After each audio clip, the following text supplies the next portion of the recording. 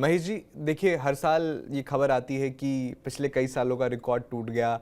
इस बार आपका अनुमान क्या कहता है, मई के महीने में या आम दिनों में ये जो तापमान है क्या नए रिकॉर्ड बनाने वाला है इस साल? देखिए, हर बार हम देख रहे हैं कि नए नए कीर्तिमान बनते जा रहे हैं, क्योंकि ग्लोबल वार्मिंग हो रहा है, क्लाइमेट चेंज दिखाई दे रहा है, ग्रीन हाउस गैसेस का उत्सर्जन बढ़ रहा है, तो धीरे धीरे जो ग्लोब का टेम्परेचर बढ़ ही रहा है। तो इस बार भी लग रहा है कि एक दो जगह पर ऐसा होगा कि मतलब पलौदी वगैरह जो है, जो काफी ज्यादा गर्म हो जाते हैं, 49-50 डिग्री तक भी टेम्परेचर चला जाता है। तो हो सकता है कि एक दो रिकॉर्ड टूटे। और इस बार अल्नीनो का प्रभाव भी है जो हमारे मानसून पर दिखाई देगा। और इसके लिए हमने जो मौसम विभाग ने हमने दोनों ने फोरकास्ट किया है कि मानसून सामान्य से कमजोर रहेगा। तो जो हीट वेव है वो हो सकता है कि जैसे मैंने बताया कि उसकी फ्रीक्वेंसी और इंटेंसिटी थोड़ी सी ज्यादा हो सकती है, और कुछ रिकॉर्ड जरूर टूट सकते हैं। बिल्कुल महेश जी, हीट वेव का ही जो जिक्र हो रहा है, हीट वेव की बात हो रही है, तो किन राज्यों या किन इलाकों पर इसका सबसे गंभीर असर देखने को मिलेगा?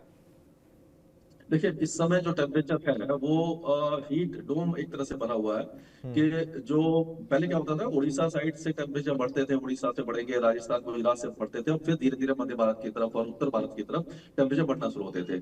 इस बार हमने देखा कि सेंट्रल इंडिया में ही पहले जैसे वर्धा अकोला यहाँ पर 45 डिग्री पहुंच गया, बांदा जो यूपी में है, बुंदेलखंड में, वहां पर भी 45 डिग्री पहुंचा, प्रयागराज वाराणसी यहाँ पर भी। तो अब ये जो टेम्परेचर है वो मतलब इसी तरह से बढ़ने वाले हैं, और जो एंटी साइक्लोन बना हुआ है उसका भी असर देखने को मिल रहा है। तो ये जो हीट वेव है वो काफी ज्यादा राज्यों को परेशान करेगी।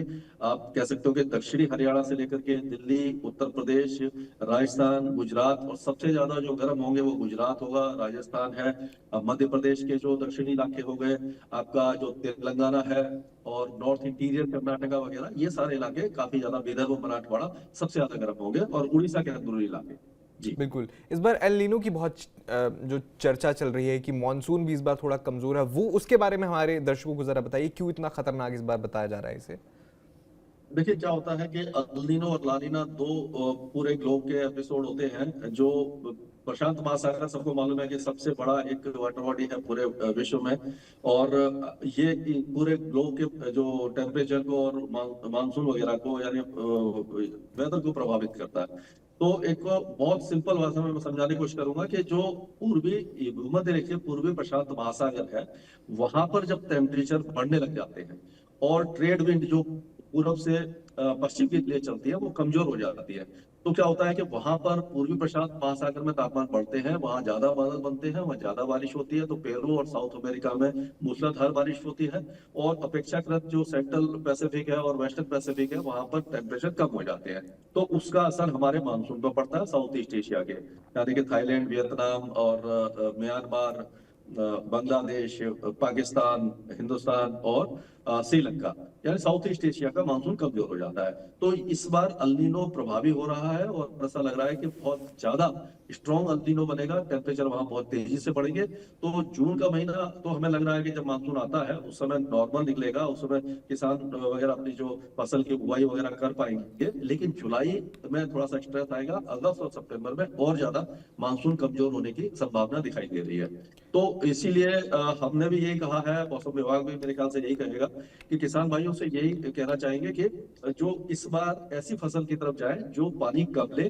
धान वगैरह जैसे ज्यादा पानी लेती है, जहां पर इरिगेशन फैसिलिटी है वहां पर तो आप ऐसी फसल उगा सकते हैं जो उसको पानी की जरूरत पड़ती है। लेकिन जहां पर जैसे कि मध्य प्रदेश है, और राजस्थान, गुजरात, विदर्भ, मराठवाड़ा, ये जो इलाके हैं, यहाँ पर इरिगेशन फैसिलिटी कम है, तो यहाँ पर ऐसी फसल की तरफ जाए जो पानी कम ले। जी।